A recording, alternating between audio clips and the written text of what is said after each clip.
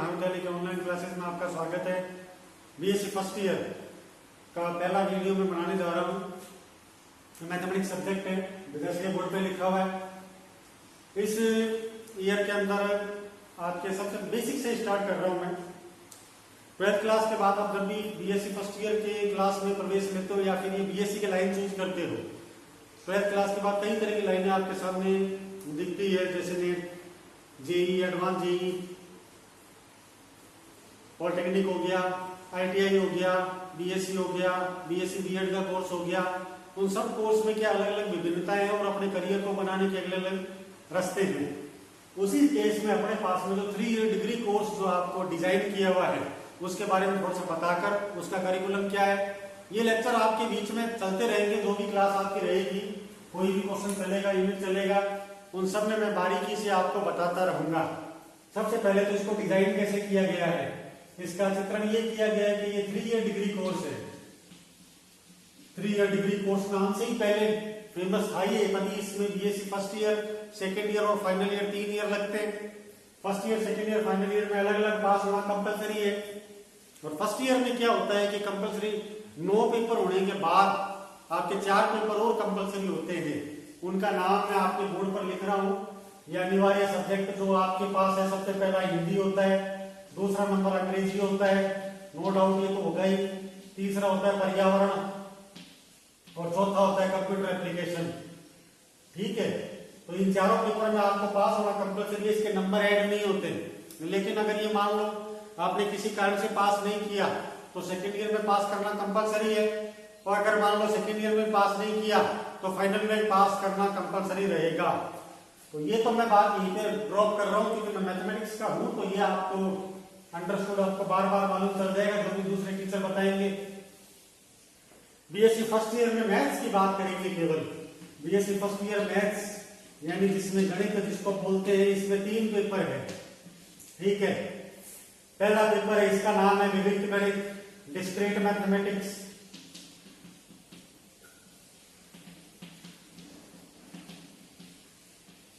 दूसरा पेपर है, उसका नाम है अवकलन व समाकलन गणित, अवकलन व समाकलन गणित। और तीसरा पेपर है वो इष्ट समीकरण और त्रिइष्ट समीकरण व त्रिविमीय ज्यामिति, 3D जिसको बोलते हैं।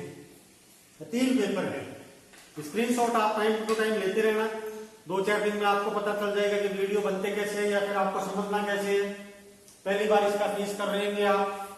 होता क्या है कि अधिकतर स्टूडेंट या सीकर के कोचिंग सेंटर्स में पढ़े हुए होते हैं, तो उनको तो ये आइडिया होता है कि ऑनलाइन क्लासेस कैसे ली जाती है और वीडियो को कैसे समझा जाता है। नए स्टूडेंट के लिए और पुराने स्टूडेंट के लिए सभी को मैं अच्छी तरह ये बताना चाहूंगा कि वीडियो को आप बार बार रिपीट करके देखें। कोई बात समझ में नहीं आ रही उसको जूम करें, स्टॉप करें, उसको समझें, स्क्रीनशॉट लेते रहे, उसको नोटबुक में नोट कर लेने। अपने पास में नोटबुक और कलम तो होनी चाहिए। स्टूडेंट की डेफिनेशन यही होती है, जिसके पास हमेशा एक नोटबुक और कलम हो। नोटबुक तो चलो नहीं हो, कलम तो हमेशा होनी चाहिए। ये स्टूडेंट की बेसिक परिभाषा होती है। इसके बारे में किताबें क्या परचेज करनी है। 3 पेपर है, तो ये तो गंजानवीर के वीडियो बन ही रहे हैं, वो बना रहे हैं। ये दोनों पेपर मेरे पास है, फर्स्ट और थर्ड। इन पेपर को मैं अच्छी तरह डीप स्टडी से आपको बता के और इसको अपन कंटिन्यू रखेंगे। तो ये मैं हटा रहा हूँ। इसमें गणित के 3 पेपर हैं, पहला और तीसरा पेपर मैं पढ़ाऊंगा, तो तीसरा पेपर अपन स्टार्ट कर देते हैं। पेपर नंबर 3,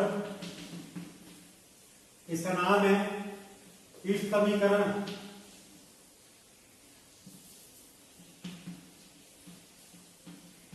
व त्रिविमीय ज्यामिति।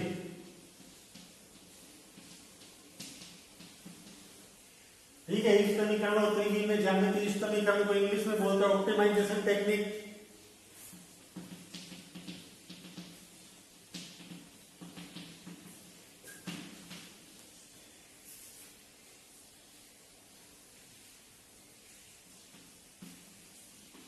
त्रिविमीय ज्यामिति को 3 डायमेंशन बोला जाता है। तो ये त्रिविमीय ज्यामिति और ये 2 किताबें हैं। किताब आपके राइटर, इसके लेखक कौन से होते हैं, इस बार आपकी क्या लेखक द्वारा मिलेगी। सबसे बेसिक डिफरेंस क्या होता है, 12th क्लास तक स्टूडेंट क्या करता है, मार्केट में जाता है और किताब परचेज करके ले आता है। दुकानदार को बोलता है 10वीं की विज्ञान की किताब देना, 11वीं की भौतिक की किताब देना। तो राइटर एक ही होता है, किताब भी एक ही होती है, दुकान भी एक ही होती है। ये भी नेचुरल सी बात है। जैसे इलेक्ट्रॉनिक की बात करें तो ग्रामीण बुक डिपो सभी वहां पर जाकर किताब मांगेंगे और वो दे भी देगा। कई बार तो क्या हुआ है, वो बंदी की रस्सी से बंदी हुई किताबें देता है, दे भी आते हैं, बिल्कुल वही निकलती है। ऐसा तो वो नहीं है, कई सालों से वो बेच रहे हैं। बेचने का कारण दो ही है, केवल एक तो ये कि किताब ही एक ही आती थी 12वीं क्लास तक, और दूसरा कारण ये कि राइटर भी एक ही होता था, तो ये किताबें चल जाती थी। अब से ऐसा नहीं है, आप लेखक के अनुसार किताब मांगेंगे। आप अचंबा करोगे कि छोटे से गांव और ढाणी में भी कई लेखकों की किताबें अवेलेबल होंगी। या इस बार आप ग्रामीण बुक डिपो से जाकर किताब मांगोगे कि 3D की किताब देना, तो हो सकता है वो आपसे पूछे कि जेपीएच की चाहिए, आरबीडी की, सीबीएच की या नवकार की। तो 3-4 तरह के राइटर आते हैं। तो मैं लेखकों के नाम और किताबों के पब्लिकेशन के नाम लिख देता हूँ। ये पब्लिकेशन के नाम, बुक के पब्लिकेशन है। सबसे पहला तो पब्लिकेशन आपकी जो वर्ल्ड फेमस है वो जेपीएच, दूसरा नंबर है आरबीडी, तीसरा नंबर है सीबीएच और चौथा नंबर है नवकार प्रकाशन। इनके फुल फॉर्म में बता रहा हूँ, जिसके कोई भी तरह के नोट्स नहीं बनाने, ना आपको याद करने, क्योंकि एक बार दिमाग में रहने चाहिए। इसकी कोई फुल फॉर्म अगर कोई नहीं पूछता, जेपीएच का मतलब Jaipur publishing house, well known book है। आरबीडी, सीबीएच, नवकार, तो इनके कोई नाम याद करने की आवश्यकता नहीं है। रमेश बुक डिपो हो गया, कॉलेज बुक हाउस हो गया, तो ये कोई वो नहीं है कि इसके बारे में अपने को कोई जाकर फुल फॉर्म पूछे। या ये चलती ये है, 99% स्टूडेंट यही लेकर आते हैं और ये रिकमेंड करनी चाहिए। 100% आपका सिलेबस कवर होता है। आरबीडी सीबीएस भी बहुत बढ़िया बुक है, बहुत बढ़िया। लेकिन वही बात है कि पुरानी पैठ जिसकी होती है वो ही ज्यादा चलता है। जैसे कोई भी संस्था में दुकान है, मिठाई की दुकान है, तो एक वर्ल्ड फेमस हो गया माड़ी के पेड़े, तो बस वहीं से ले, वो चाहे 420 रुपए किलो दो, चाहे 430 रुपए। हो सकता है दूसरी दुकान के उससे सस्ते और बढ़िया मिलते हो, लेकिन बस जो दिखता है वही दिखता है। तो नो डाउट इसमें मैटर भी बहुत बढ़िया, ऐसी बात नहीं है। ये भी बढ़िया किताब है जो आपको हो वो। ये अजमेर प्रकाशन की बड़ी फेमस बुक है जो यहाँ पर चलती नहीं है, बहुत अल्टीमेट बुक है। कंपटीशन एग्जाम में केवल यही बुक आप परचेज करोगे आज से 4-5 साल 10 साल बाद, जब आप सभी तरह के एमटेक, एमएससी, नेट, गेट सब कर लोगे, तो आप कंपटीशन एग्जाम के लिए उतरोगे, उस समय यही किताब रिकमेंड करोगे सबको, नवकार पब्लिकेशन की। लेकिन ये क्या है कि अजमेर विश्वविद्यालय के अनुसार डिजाइन की हुई है। अपने को थोड़ा लोभ रहता है मार्किंग का, तो जेपीएच इज द बेस्ट। तो मैं क्या ऐसा बता देता हूँ, इसमें नंबर भी हटा देता हूँ। तो एक हो गया, केवल ये चाहे सिक्कर से परचेज कर लेना और चाहे यहाँ से। ये दो तरीके से परचेज की जाती है। एक तो क्या होता है कि नया सेट है, 3 तरीके से परचेज की जाती है। पहला, एक क्या नया सेट आप खरीदते हो तो उसमें जो मान लो 2,500-3 हजार का सेट आता है, इससे बढ़िया अपने कॉलेज में बुक बैंक फैसिलिटी लगी हुई है। इसमें आप इसके मात्र 10% चार्जेस पे करके, यानी कहने का मतलब 250 से 300 रुपए के अंदर अगर आप सेट परचेज करते हो तो ये लगता है। ये एक तरह का यहाँ पर क्या हो गया, किराया हो गया। इसमें आप पूरा सेट आपको मिलेगा आपके मनपसंद के अनुसार, आप उसको पढ़कर एग्जाम के बाद जमा करवा सकते हो। तो ये क्या फैसिलिटी है कॉलेज की बुक बैंक की। दूसरा रास्ता है कि आप एक नया सेट मार्केट से खरीदते हो जो कि लगभग 3,000 के अंदर का आता है। तो ये भी आपके पास बढ़िया ऑप्शन है, खरीदना भी चाहिए। मैं इसके पक्ष में हूँ, क्योंकि स्टूडेंट की डेफिनेशन क्या होती है, कॉपी किताब कलम यही होती है स्टूडेंट के वेशभूषा। वो अपने कपड़ों और जूतों से न पहचान कर किताब कॉपी और ज्ञान के भंडार से पहचाना जाता है। तीसरा और शॉर्ट तरीका है कि यही आप सेट क्या है 50% या 40% वाले से सेकेंड हैंड बुक में खरीद सकते हो। इसका एक ही नेगेटिव पॉइंट है, वो ये है कि क्या होता है कि पुरानी बुक में बढ़िया पन्ने होते हैं, फाड़े हुए होते हैं। अब आप तो नए हो तो आपको पता नहीं कि कौन सी यूनिट करनी है, तो आप जब सेकेंड ईयर में जाओगे तो फर्स्ट ईयर की बुक को अच्छी तरह पहचान पाओगे। समझ गए? कई बार क्या होता है, संक्रांत में पतंग उड़ाने के लिए जाते हैं, दिखने में बहुत अच्छी होती है पतंग, बहुत डिजाइनदार होती है, लेकिन जब उसको उड़ाते हैं तो बहुत दिक्कत आती है। जैसे वो आग जलाने वाली पतंग होती है जिसमें लालटेन लगी हुई होती है, रात को गुब्बारे के रूप में उड़ाई जाती है, बड़ी मुश्किल से उड़ाई जाती है। वो उड़ने में बात सुंदर लगती है, लेकिन पहले बहुत दिक्कत आती है। वो इसमें सेकेंड हैंड बुक जब परचेज करते हो तो मोस्ट इंपोर्टेंट पेजेस जो है वो गायब मिलते हैं और वही क्वेश्चन अपने एग्जाम में आते हैं। तो ये तो तीसरा ऑप्शन तो डल कर दो, या तो ये या फिर ये, 2 ऑप्शन आपके सामने है, जो आपको सूट करे वो ऑप्शन इसमें चूज कर लेना। पेपर 3 में 2 किताबें हैं, तो मैं क्या है कि दोनों का वर्गीकरण कर देता हूँ। इस बार क्या है कि आपके पूरा सिलेबस, इस बार आप पहली बार सिलेबस के अकॉर्डिंग बात करते हो। आपकी जुबान पर किसी विद्यार्थी का नाम नहीं होगा। 12th में तो क्या होता है, तू क्या नाम है तेरा, कहाँ से आया है, पिताजी का नाम क्या है, क्या करता है, ट्रैक्टर है क्या घर में, खेत कितने हैं, ये बात करते हो। लेकिन इस बार आप फर्स्ट ईयर में पहली बार क्या बात करोगे, सिलेबस। सिलेबस में यूनिट कौन सी है, तो इस प्रकार से डिफाइन करते हो। Syllabus time to time change होता रहता है। इसको क्या नेट द्वारा देखकर अपना नॉलेज अपडेट रखना। कोई टॉपिक हट गया, कोई टॉपिक जुड़ गया, तो सिलेबस के बारे में मैं बता रहा हूँ। इसमें 5 तरह के यूनिट है। यूनिट नंबर फर्स्ट, ये क्या है कि कोई भी यूनिट नंबर फर्स्ट है, ये लिखा हुआ है केंद्रीय सांख्यवच लिख लो आप। ये सांख्यवच पर आधारित एक यूनिट दे रखी है। यूनिट नंबर सेकंड है, यह आपके दी हुई है गोला और शंकु 2 चैप्टर मिलाकर। यूनिट नंबर 3 है, ये बेलन और एक और चैप्टर दे रखा है परवलज। यूनिट नंबर 4 है, ये कहलाती है जनक रेखा। और यूनिट नंबर 5 है, ये आपके कहलाएगी स्तमीकरण की किताब है। ये पूरी की पूरी है, स्तमीकरण की किताब पूरी है। नंबर सिस्टम इसमें क्या हो जाएंगे, 4 नंबर के 2 क्वेश्चन आएंगे, तो कुल मिलाकर ये हो गया 8 नंबर का। ये भी 8 नंबर का मटेरियल है, ये भी 8 नंबर का मटेरियल है, और ये भी 8 नंबर का। टोटल 40 नंबर की मार्किंग होती है। ठीक है, ये आराम से समझ में आ जाएगा, मैं बताता रहूंगा बार बार कौन सी यूनिट में कितने क्वेश्चन है, कितने प्रश्न बनते हैं। अब इसमें थोड़ा लाइनिंग खींच देते हैं। ये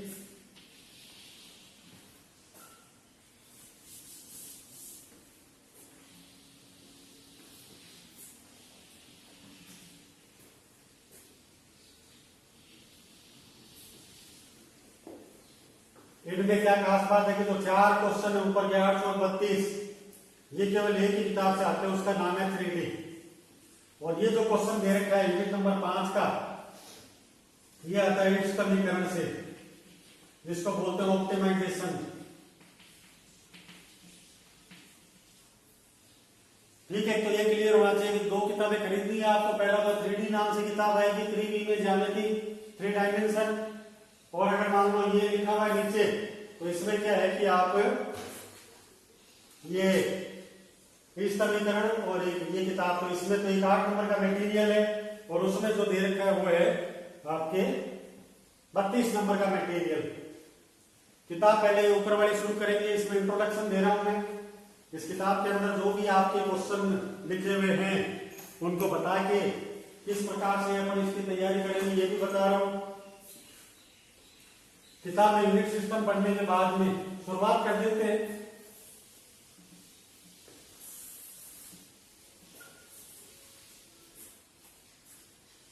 पहले फोकस करते हैं यूनिट नंबर 2 का। कौन सा, 3D के अंदर।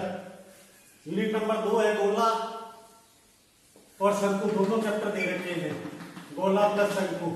अपन दोनों करेंगे 8 और 8 नंबर के। एग्जाम में आप केवल एक क्वेश्चन अटेंड कर पाओगे 8 नंबर का, जो कि 2 टुकड़ों में आएगा, 4 और 4 के। पहले गोला चैप्टर करते हैं, इसमें 4 एक्सरसाइज है। ये second A, second B, second C और सेकंड डी। ये है थर्ड ए, थर्ड बी और थर्ड सी। तो नो डाउट गोला सबसे बड़ा है पोर्शन, पूरी किताब में सबसे बड़ा चैप्टर यही है। तो इसको अपन स्टार्ट कर देते हैं। इसकी थ्योरम वगैरह सभी यहाँ पर बोर्ड पर ही कराऊंगा, क्वेश्चन सभी बोर्ड पर ही कराऊंगा। तो ये तो आपको डाउट रहना ही नहीं चाहिए आपको HW के लिए कोई दूंगा, ये तो पॉसिबल ही नहीं है। तो ये लिखना स्टार्ट कर दो। यूनिट नंबर 2 है, इसमें सबसे पहले गोला कर रहे हैं। ये 8 नंबर का है, 4 और 4 नंबर के 2 क्वेश्चन आएंगे। तो इनको अटेंड करने के लिए आपको पूरा चैप्टर ही करना पड़ेगा। सबसे पहले गोला होता क्या है, एक वर्ड लिखता हूं यहाँ पर, ये है चूड़ी लिखा हुआ और ये लिखा हुआ है फुटबॉल। ये दोनों क्या कहलाते हैं, गोल आकृति है दोनों। ये दोनों के दोनों गोल आकृति का उदाहरण है। ये गोल आकृति का उदाहरण है चूड़ी और फुटबॉल। चूड़ी क्या होता है, वृत्त को रिप्रेजेंट करता है, ये कहलाता है वृत्त। और ये फुटबॉल होता है, ये गोल होने के बावजूद वृत्त नहीं कहलाकर क्या कहलाता है, गोला। फुटबॉल एक गोले का प्रारूप है और चूड़ी एक वृत्त का प्रारूप होता है। चूड़ी जो हाथ में पहनते हैं, रिंग हो गया, कई बार प्रेशर कुकर का ढक्कन होता है उसमें काले रंग की जो रिंग होती है वो क्या कहलाती है, वृत्त। वृत्त को ये समझो जिसमें अपना हाथ या कोई भी ये लकड़ी, अगर वृत्त का कोई भी डायग्राम बनाते हैं तो ये डायग्राम बन गया, इसमें क्या है, ये लकड़ी आराम से कहीं भी आप इसमें पहन के घुमा सकते हो, ये कहलाती है वृत्त या चूड़ी। और गोला क्या होता है, फुटबॉल, ये 3D के अंदर कहलाता है। ये पूरा अपने को इसमें क्या हाथ नहीं लगा सकते, अपन अंदर महसूस कर सकते हैं कि गोल होगा, ठीक है, चारों तरफ से पकड़ोगे इसमें ये डंडी नहीं जा सकती, तो ये चीज क्या कहलाती है, गोला। ये अपने कोर्स में है, तो इसकी केवल परिभाषा तक लिखाकर और मैं इसको बंद कर रहा हूं। तो आज का केवल इंट्रोडक्टरी क्लास लगभग होगी। गोला, इसकी डेफिनेशन अपने वृत्त कोर्स में भी। अच्छा, पहली बात ये है कि जो वृत्त है उससे कई विस्तृत रूप क्या बनता है, गोला कई सारे वृत्त को अगर अपन सीक्वेंस से लगाते हैं, ये भी परिभाषा बिल्कुल सही है। इसमें क्या होता है, कई सारे वृत्तों को विशेष प्रकार से मोड़ते हुए जोड़ते हुए चले जाएं, वृत्तों को विशेष प्रकार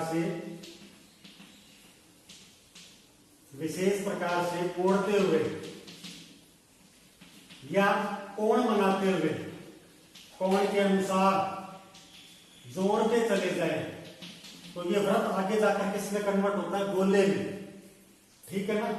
ये गोले में कन्वर्ट होता है कैसे, जैसे कि एक चूड़ी है, फिर ये दूसरी यहीं पर इसका बेस लगा दिया, फिर तीसरी, फिर चौथी, इस प्रकार से अगर अपन उसको एक के अंदर एक डालकर विशेष प्रकार से उसको जमाते जाएं, तो ये जो आकृति बनती है उसमें क्या होता है, पूरी तरह से ढक जाती है, उसका एक तरह से परिमाप होता है, उसका एक तरह से सरफेस होती है। ये चीज क्या कहलाती है, चूड़ी आगे जाकर गोले का निर्माण करती है। एक तो परिभाषा ये है जो अपने आम शब्दों में है, दूसरी परिभाषा कोई भी फुटबॉल गोला कहलाती है, और तीसरी परिभाषा जो किताबों में लिखी हुई है, समष्टि में एक बिंदु का बिंदुपथ गोला कहलाता है, जिसके एक स्थिर बिंदु से सदैव दूरी अचल रहे। समष्टि यानी क्या होता है, कोई भी जो स्पेस है उसके अंदर आपने कोई भी ऐसे डिजाइन बनाया, पॉलिथीन की थैली का, अखबार के टुकड़े का, जो कि निश्चित बिंदु से दूरी हमेशा बराबर रहे।